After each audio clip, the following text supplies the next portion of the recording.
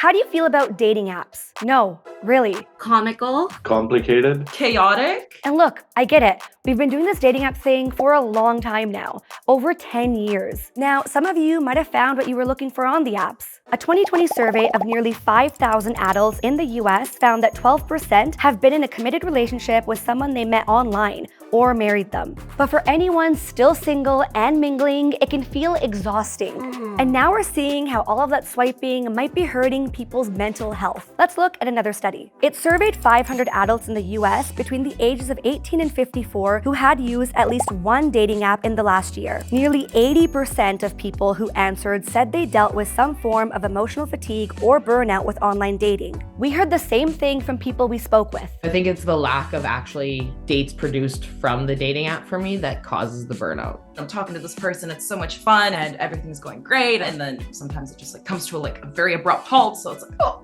what the hell? It just causes so much burnout from experiencing that a couple of times over and over again. We spoke to psychotherapists and counselors who also said they're seeing more patients who feel burnt out from the apps. I would say almost 90% of my patients who are single and on dating apps have experienced burnout in some capacity. What burnout in the dating apps is looking like is wanting a relationship, but honestly just downloading the app and then quickly deleting it or not engaging with the app at all, dreading going on dates, just not really taking action steps even though they want a relationship. Some dating apps like Bumble and Hinge have acknowledged that dating app burnout is real. But what exactly is burnout? It's when it feels like you've reached your capacity. Siddiqui says that could be physically, mentally, or emotionally. And it doesn't matter what area of your life triggers it. There's just such a wide range of symptoms in the way that burnout presents itself, which makes it sometimes harder for people to recognize. It looks like mental fatigue, compassion fatigue, low tolerance, more snapping at people.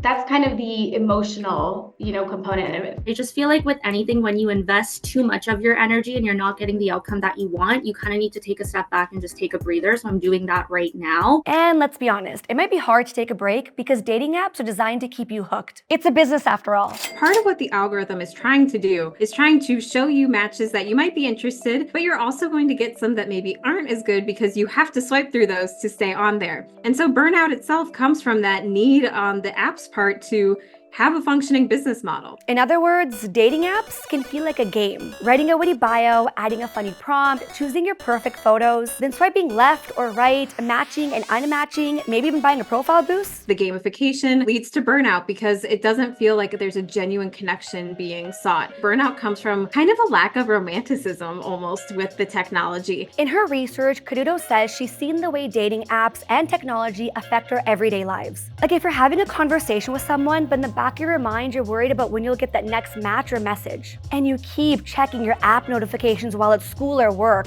And she says social media also makes us more tired of the apps. All right, here's the problem with dating apps. I don't want to be on the dating apps anymore. It's not fun. Why are dating apps so bad? As you see people really upset on TikTok, on Twitter, Instagram, across all these social platforms, you're getting the same message over and over that it's not working for anyone or it's not really good for anyone. Now, it's also about what we choose to do on the apps and what others do to us. Raise your hand if you've been ghosted.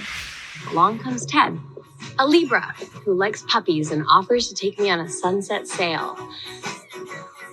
Until he ghosts me. I always like to think that when someone is ghosting, usually they're also experiencing overwhelm. I think most people don't choose to ignore people, but usually they don't have the skills to communicate how they're feeling. Then there's the robotic conversations we've all memorized, matches that fizzle out before even planning the first date. It can feel like no one's really making an effort anymore. The biggest issue I see with young people on dating apps is that they don't give relationships enough of a chance to blossom because of this allure of there's so many options. So if you know that there's more options, once things get hard, you're more likely to give up on that option and just move on to the next. Another dating app researcher we spoke to said this cycle can feel even more tiring when you keep matching with people who don't want the same things as you. Like people looking for just hookups when you want something more long-term. So the low period has kind of been like when you go on the app, you see someone that is your age and they're still figuring out their dating goals. I'm like, why are you on the app if you don't know what you want?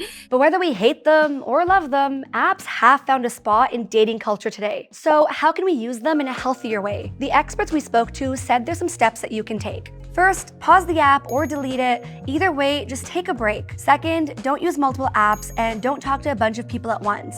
That can feel overwhelming. Next, don't use the apps when you're already feeling stressed or tired. Yes, that means not checking them while at work. If you have a tendency to binge on the apps, consider using a timer to limit your use. And finally, try to be more aware about how the apps make you feel and what your limits are. Don't judge yourself, don't shame yourself, just know how you operate.